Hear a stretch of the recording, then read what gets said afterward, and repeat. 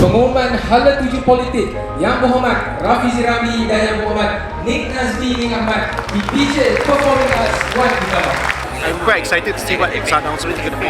Kita mengharapkan apa yang diberikan pada hari ini, kita dah clear ke mana kita nak pergi, apa tu objektif kita. Mungkin dia akan arah bagaimana nak anak muda, generasi muda untuk gerak mereka dalam satu gerakan yang politik baru. Kita mahu buktikan politik yang progresif ke depan, berani dan berprinsip masih ada tempat di Malaysia. Perjalanan ini bukan mudah, tetapi ia baru sahaja bermula. Saya tetap yakin dengan rakyat Malaysia dan kami berharap rakyat Malaysia juga berfungsi yang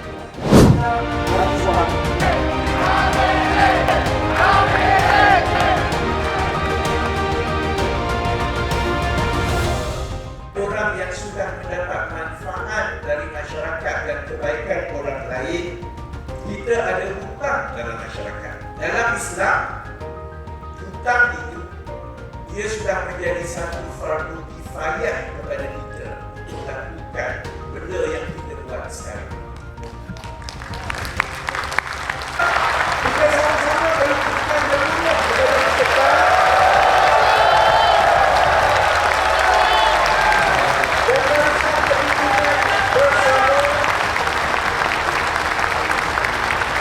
Yang telah menyerahkan amanah untuk menjaga dan menghidupkan baki ini kepada kami dan kepada kita. Saya akan mengusungkan kerusi Parlimen Pada berbuat kuasa esok.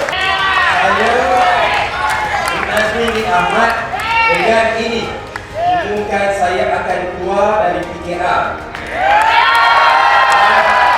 Menyertai bersama. Bang, memang baiknya, terbaiknya.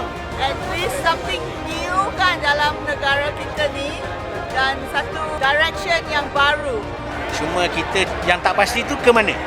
Sama ada sendiri punya ke ataupun join mana ke. So hari ni dah terjawab and hopefully kita bersama-sama lah.